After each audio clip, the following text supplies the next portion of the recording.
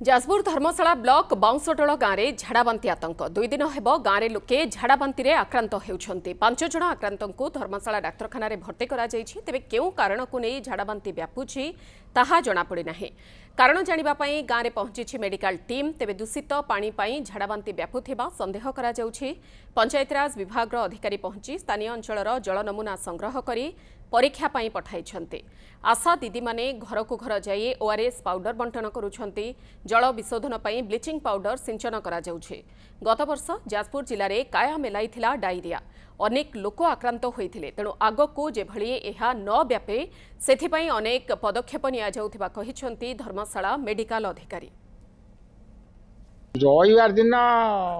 7टा खंड टाइम हम संध्या 7टा खंड हम से अद्भुतरू कहे पेट कम हो झाड़ा गले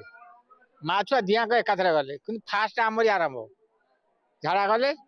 झाड़ा गला थे जापर गला चलले आम पाखे बर्तमान 5 जन ट्रिटमेंट होती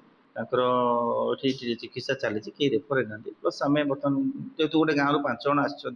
डिफरेंट डिफरेंट फैमिली अच्छा आम अलरेडी मोर मेडिकल टीम से पठे जगी घर घर बुलिकी देखुं आउ किए आक्रांत नहांती बर्तमान प्रचुर आशा दीदी मान ओआरएस एंड आम मेडिसिन आउ अलर्ट भी कर कार अधिक मेडिकल पठे आम भी मेडिकल रेडी अच्छे।